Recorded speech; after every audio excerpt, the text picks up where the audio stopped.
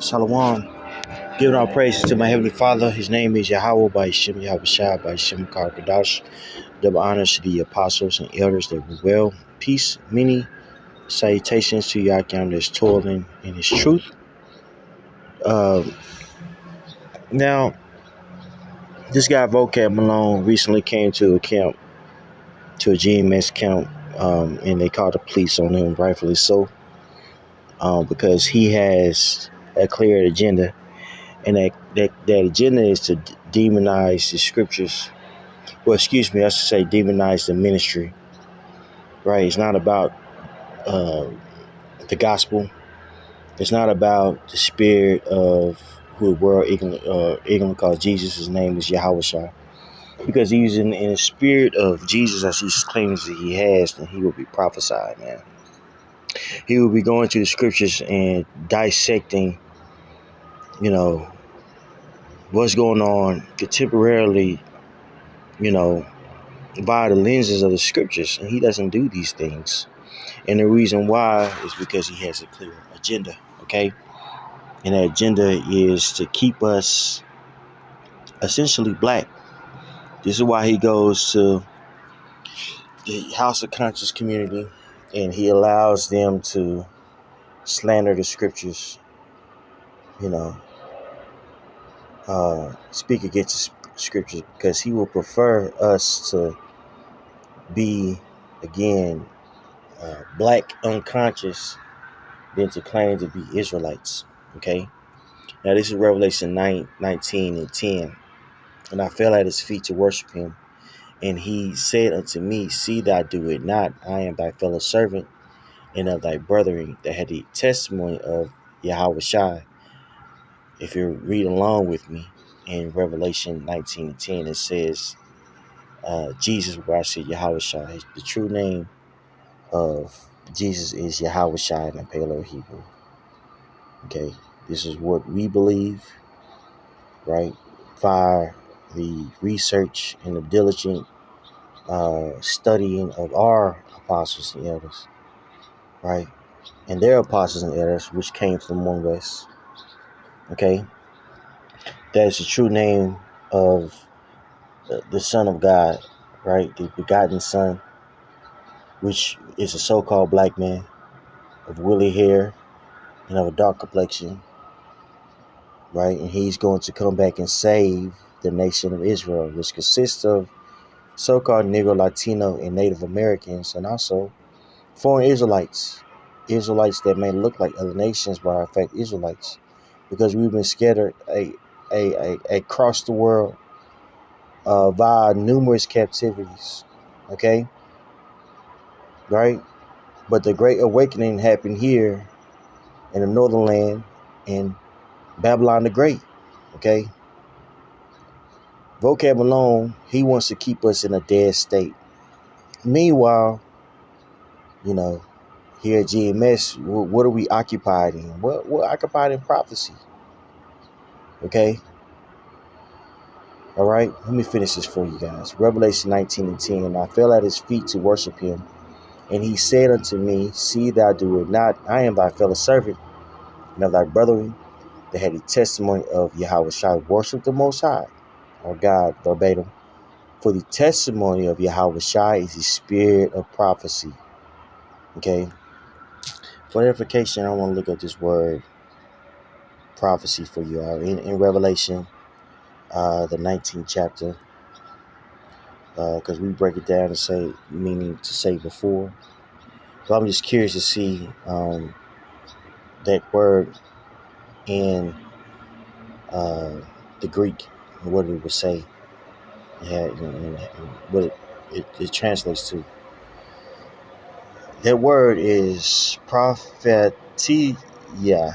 I'm gonna let the repeater say it. 4394. Prophetia. Okay.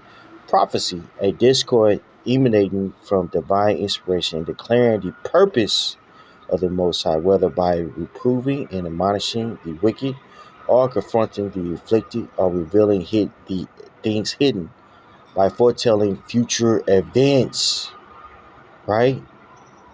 using the New Testament of the utterance of the Old Testament, of the prediction of events relating to Christ's kingdom and its speedy triumph, together with the consolation and admonishings, admonitions, pertaining to it. The spirit of prophecy, the divine mind to which the prophetic faculty is due, of the endowments and speech of the Christian teacher called prophets, right? So, honing in on B, of the prediction of the events related to Mashiach's kingdom and its speedy triumph. Everything that you see going on in the news, contemporarily speaking, is a step closer to the Messiah returning, right? That's why you see certain emergence in this new technology, AI, that's going to be a catalyst to a time like no other. The word catalyst means basically something that, further ignites something, right? AI is going to make, basically digital bondage. And we link what we see going on with AI to Revelation 13 and 16. Okay, the MOTB, which is the mark of the beast, right? He's going to call all small and great, rich and poor to receive a mark on their right hand and their forehead, right? And that mark goes into an imprint, right? And if you look at the root word, it goes into a stake, a palisade, I should say, right? Which a sticking, which that modern day, stake is what you see them use. And what's the word? I don't want to get censored. And jabs when people get sick. If you get my drift, okay. This is going to usher in a new form of biometrics in which this C-hip, put that together, is going to be used as a way to not only measure one identity, but be used to buy and sell, right? To monitor individuals. He's going to have individuals who take this mark under, total servitude. These people are going to have to go to the want of all things, to the system. This is what we're talking about here at GMS versus you got this guy Vocab Malone. When you ask him about New Testament prophecy, he says that, prophecy can be misinterpreted by the prophet. It's not literal. It's not something that's set in stone, but it's subjective. Okay. When you look at his denomination, the Calvinists, they don't agree, even within their own denomination, about certain breakdowns in the scriptures. They use all this theological jargon, which is vocabulary used for theology. That's what jargon is. Jargon is vocab for a particular subject, right? We're talking about the theological school now. They use all these, these various fancy words to cover up the fact that they don't believe, or they don't have a concrete. Let me refine it. They don't have a concrete answer, right? When it comes to prophecy, they're amillennialists. Say, for instance, amillennialists, premillennialists, millennialists, supersessionists, right? Right. So when you ask this guy Vocab Alone about prophecy, which a prophecy is essentially the coming of Mashiach, the coming of so-called Christ, right? It's ambiguous, man. But one thing he has clear, on his agenda is to demonize us. He's not looking for the day of the Lord. He's looking to demonize us and destroy us. Okay. Now, speaking about prophecy, I found a particular comment that he had in regards to the Church of Yahushua slacking in London, and his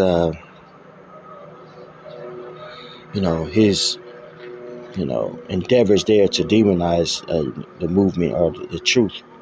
And it says this. It says this is from Fly B1 1168. Says it's funny.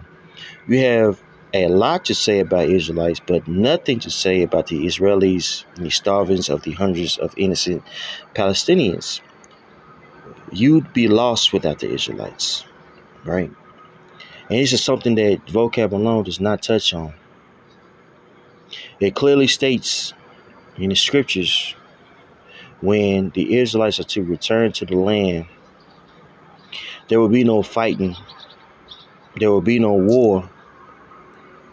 There will be no learning of the war, but there will be peace under the rulership of Yahushua and under the ruling of the Israelites. This is not going on over here. The exact opposite is going on. Innocent people are being killed in droves, man. There's a big G going on. You know what I mean by big G, right? It happened to the natives, right? The big G is going on in that land. That's contrary to prophecy. Yet when you bring up these stances, he disregards it. It's something that's seen as light. It's something that's seen as,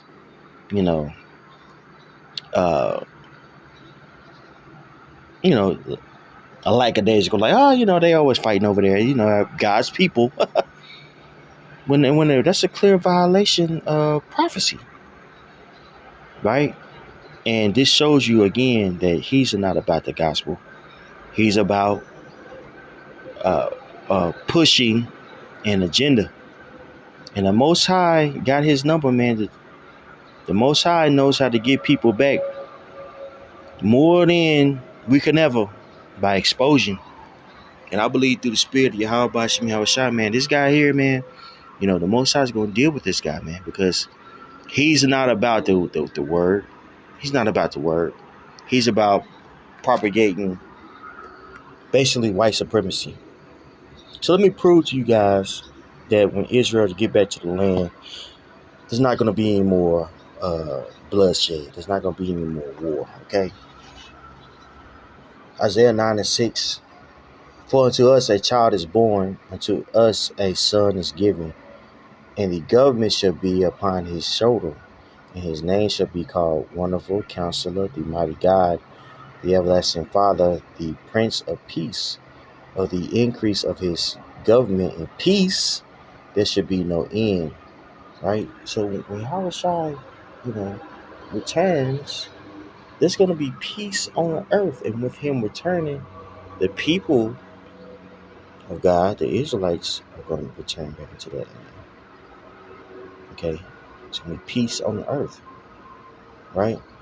To order it and to establish it with judgment and with justice from henceforth forever. The zeal of Yahweh of hosts will perform this. The Lord sent a word into Jacob, and it has lightened up Israel, right? Because Israel ultimately will be saved. Okay, let's give me the scripture. Now this is Isaiah 2:2. Now, when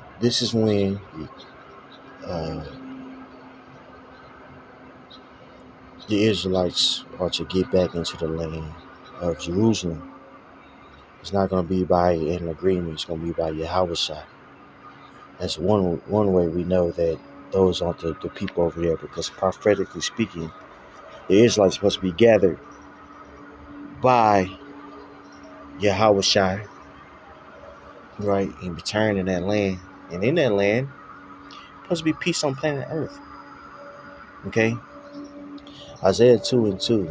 And it shall come to pass that in the last days, that the mountain of Yahweh's house shall be established in the top of the mountains, and shall be exalted above the hills, and all the nations shall flow into it. And many people shall go and say, Come ye, and let us go unto the mountain of Yahweh, to the house of the God of Jacob, and he will teach us of his ways, and we will walk in his paths. For out of Zion shall go forth the law, and the word of Yahweh from Jerusalem. And that's not going on right now. The law of the Most High is not seen in the land of Jerusalem. It's just not, right? They uplift, abominations in that land. Tel Aviv is known for its pride parades. Okay? That's strike 2. Verse 4. And he shall judge among the nations, and shall rebuke many people, and they shall beat their swords into plowshares, and their spears into pruning hooks. Nations shall not lift up Nation shall not lift up sword against nation, neither shall they learn war anymore. Right, so there's not going to be any more war. That's the exact opposite going on. Okay? Why is that? Because the small hatters over there are imposters. They are actually Edomites. Okay? And they're ushering in World War III. That's why we say the least of them shall draw them out. All right? Jerusalem is a integral part in war abroad, or World War III. Okay? Look what's going on with Hamas, with the Houthis, right? With Iran. Okay? All these things that we going on, right, is going to, eventually cause war in the valley of Jehoshaphat, or Yahweh Shaphat, or the Lord's judgment. Okay? So these people aren't the nation of Israel, man. Yet, you got a guy like Vocab alone, he'll totally negate prophecy, right? He doesn't emphasize prophecy, which that's the spirit of Christ, right? Of Mashiach, right? Of Yahweh Shai. That's the spirit of Yahweh Shai, to prophesy and usher in the kingdom. He's not prophesying. He's trying to disprove us. Now there is a level of, defending the gospel, but you have to establish, if you're going to defend something, you have to establish on what you believe. And Vocab alone, when it comes to certain understandings of the scriptures, he doesn't break down the word. He doesn't break down the word, right? He doesn't give understanding of what's going on contemporarily speaking. Okay? All he does is try to disprove us. And he does it in a very subtle, and serpent way. Makes himself seem as if he's just so loving, and it's all about him trying to, save us. Really, he's just pushing an agenda. He's upholding Edomite supremacy. Okay? All right? It's not about him, saving us, but it's about him uplifting a certain thought process, and that thought process is attached to the image of the beast, which is Western culture. Okay, right? That's why we always say that Christianity is nothing but a handmaid to white supremacy. That's why he goes so hard on us. Okay, one is a niche market so he can make money, and two, shit, he's again, you know, he's upholding white supremacy, because when you hear him speak about the situation that's going on in Gaza, he makes a statement, oh yeah, they had the right to defend themselves. They had the right to defend themselves. And you call destroying, hundreds, thousands of people, mostly women and children, as defending yourself, man? It's a sick mindset. But yet, he says that we are terroristic. He says that we are a threat to humanity. Yet you have people over there who he calls the true Jews bombing people, women and children in hospitals indiscriminately, man. You see the hypocrisy in this guy? Okay. And I let you know that this guy ultimately has an agenda. That's what it's about. Okay. Psalms 58:3. The wicked are estranged from the womb. They go astray as soon as they are born, speaking lies. Their poison is like the poison of a serpent. They are like a deaf adder that stoppeth her ear. Right? So this guy's speech is poisonous. Right? It's poisonous. He's trying to stop the Great Awakening, right? By demonizing us. Okay? By making it the bigly black movement. Okay? Verse 5, which will not hearken to the voice of charmers, charming never so wisely. Break the teeth of the Most High in the mouth. Break out the great teeth of the young lions of Yahweh. Let them melt away as waters which run continually. And when he bendeth his bow to shoot his arrows, let them be as cut into pieces. So that the various, the various plots that this man is placing on us, guess what?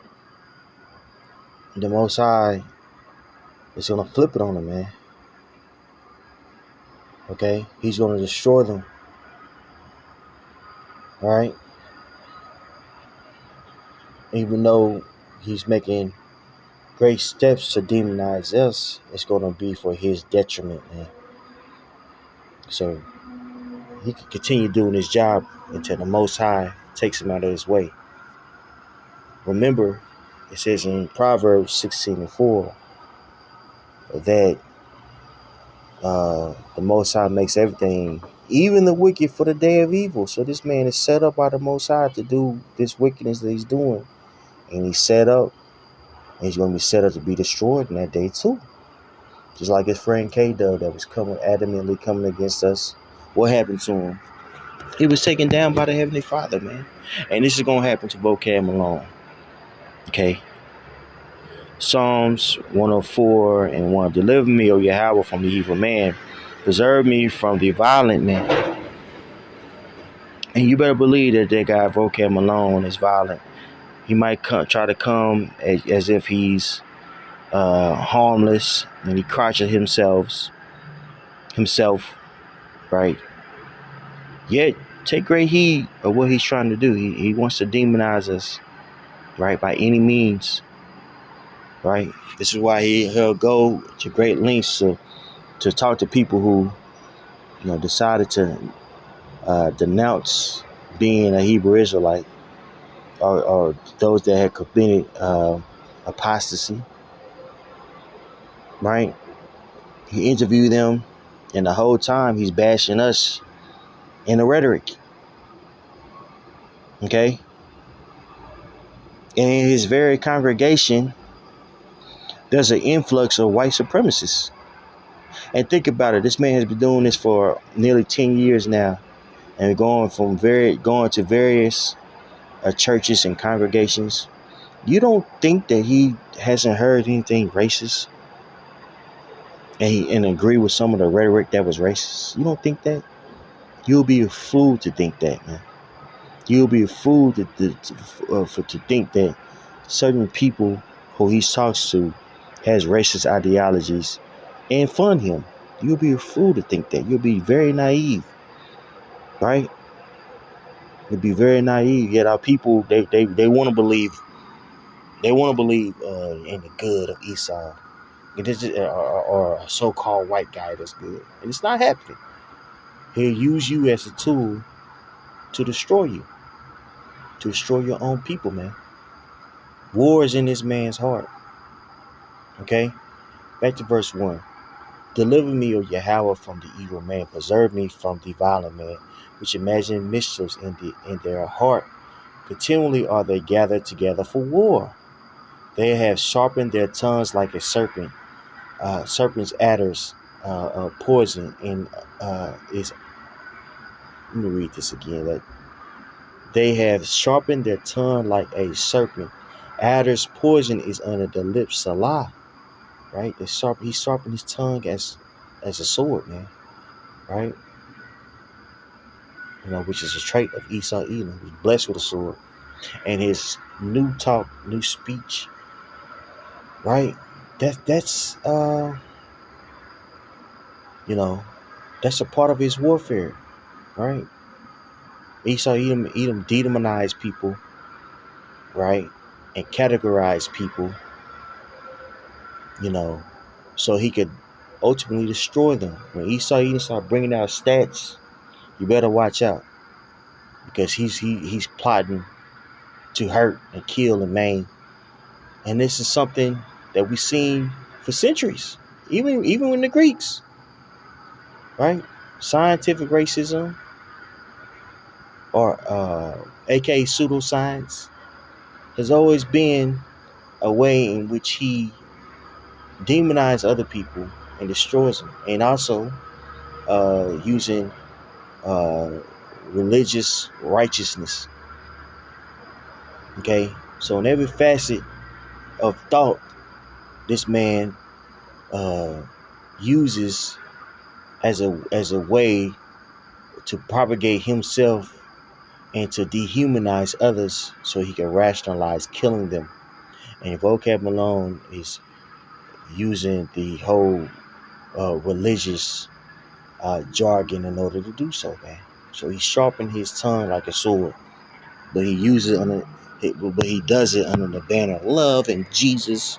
And this man has war in his heart, man. You better believe it. A lot of people, they're going to see it in the latter days. Okay. Verse 4, keep me, O Yahweh, the hands of the wicked. Preserve me from the violent man, who has purpose to overthrow my goings. The proud have hid a snare from me, the cords that have spread a net by the wayside. They have set gins for me, traps. Right?